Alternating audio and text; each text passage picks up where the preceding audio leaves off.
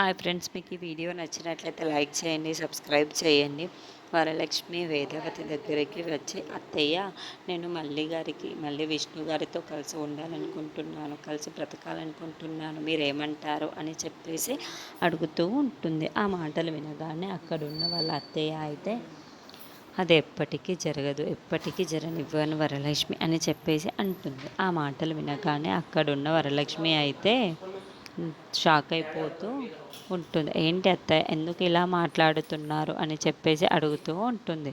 ఇంతలో అక్కడున్న వేదవతి అయితే, నీలాంటి ఆడదానితో నా కొడుకు ఉండడానికి వీల్లేదు, నీతో పాటు బతకలేడు అని నా కొడుకు అని చెప్పేసి ప్రశాంతంగా ఉండాలి అంటే తను నా వెంటనే ఉండాలి. నీతో మళ్ళీ జీవితం గడిపితే వాడికి బతుకు ఏమవుతుందో ఏమో నాకు తెలుసు. అప్పట్లోనే నేను ఎంతో విడదీయడానికి మిమ్మల్ని ట్రై చేశాను. ఎలాగో అలా విడదీశాను. మళ్ళీ ఇప్పుడు మీరు కలిసిపోతాను అంటే నేను ఎలా ఊరుకుంటాను చెప్పు?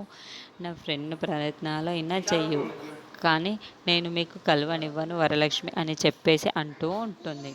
ఆ మాటలు వినగానే అక్కడున్న వరలక్ష్మి అయితే ఒక్కసారిగా షాక్ అయిపోయి అత్తయ్య చూస్తూ ఉండిపోతుంది. ఇంతలో అక్కడున్న వాళ్ళ అత్తయ్య అయితే, వరలక్ష్మి నువ్వు ఎట్టి పరిస్థితుల్లోనూ నిన్ను విష్ణువుని కలవనివ్వను అని చెప్పేసి అంటూ ఉంటుంది. ఇంతలో అక్కడున్న వరలక్ష్మి అయితే, ఎందుకు మీరు నన్ను ఇంత కక్ష పట్టారు నా మీద అడుగుతూ ఉంటుంది. ఆ మాటలు వినగానే అక్కడున్న వేదవతి మాత్రం, అవును వరలక్ష్మి, నువ్వంటే నాకు ఇష్టం లేదు, నేను చూస్తేనే నాకు ఇరిటేషన్ వస్తుంది, అలాంటిది నా కొడుకుని నీతో ఎలా బ్రతకని, నా కొడుకుతో మాత్రం నువ్వు ఉండడానికి వీల్లేదు అని చెప్పేసి అంటూ ఉంటుంది. ఆ మాటలు వినగానే అక్కడున్న వరలక్ష్మి అయితే ఒక్కసారిగా షాక్ అయిపోయి వాళ్ళ అత్తయ్య వైపు అలా చూస్తూ ఉండిపోతుంది.